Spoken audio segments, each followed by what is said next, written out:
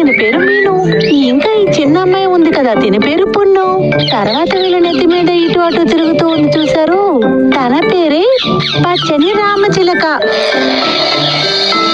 కొన్ని సమయాల్లో మీను వాళ్ళ అమ్మా నాన్న తెల్లవారుజామునే వ్యవసాయ భూమిలో పనిచేయడానికి వెళ్ళినప్పుడు మీను, పున్ను ఇంకా వాళ్ళ పచ్చని చిలక వాళ్ళ బామ్మ రక్షణలో ఉంటారు.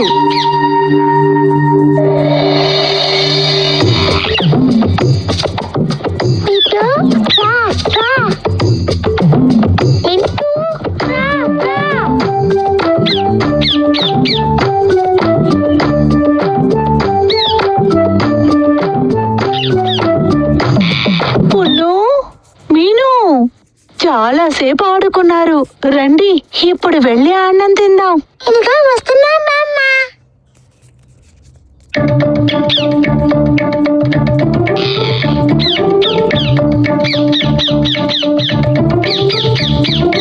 మిట్టుకి ఆకలి కాలేదా? మా అమ్మ అది ఇప్పుడే వడ్లగింజ తినింది.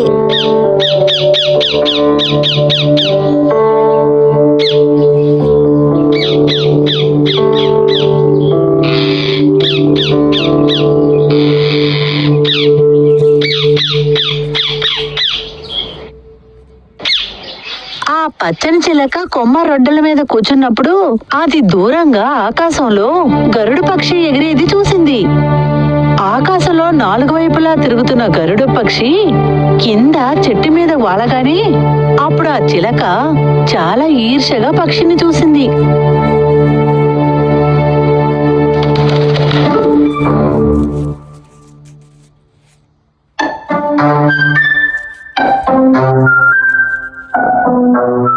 జంబా, నువ్వు పక్షి, నేను పక్షినే. నువ్వు ఆకాశం పైన ఎగరగలవు, ఆ తాత నువ్వు కొండ పైన గూడు కట్టగలవు. కానీ నేను అంత దూరం పైన మేఘాలు ఎగరలేను. నా ప్రియమైన చిట్టి చిలుక, దేవుడు అందరికీ ఒక పనితనాన్ని ఇచ్చాడు. అదేంటని మనం కనిపెట్టాలి, అంతే.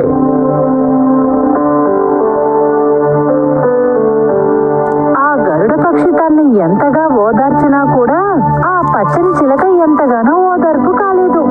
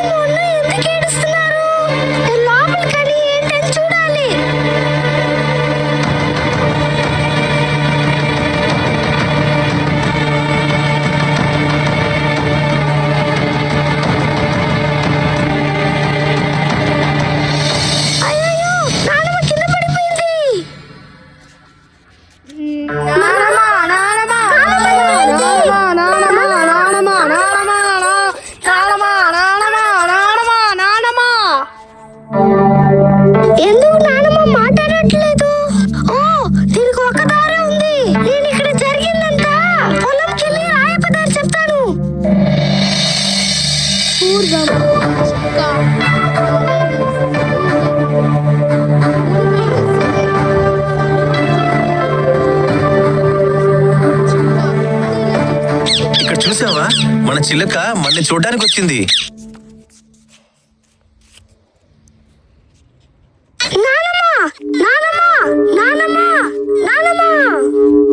ఇదేంటి అమ్మమ్మ అమ్మమ్మ అంటుంది? ఒకవేళ ఇంట్లో ఏదైనా సమస్య ఉంటుందో. అవునవును, త్వరగా రండి వెళ్దాం. అయితే సరే, త్వరగా వెళ్దాంరా.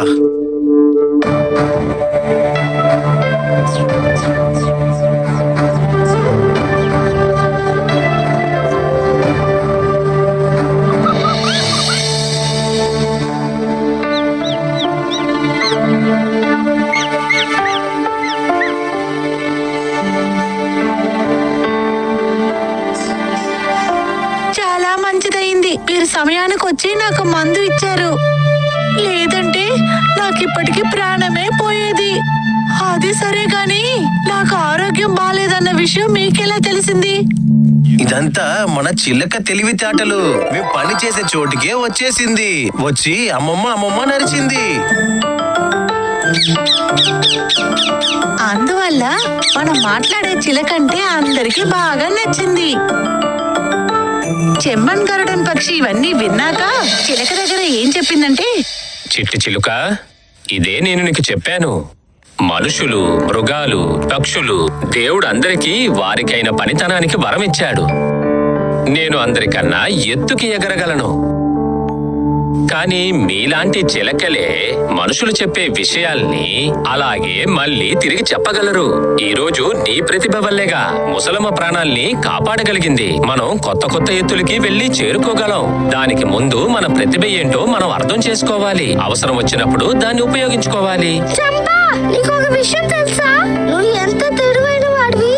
నువ్వు ఇది ఎంత వివరంగా చెప్తున్నావు.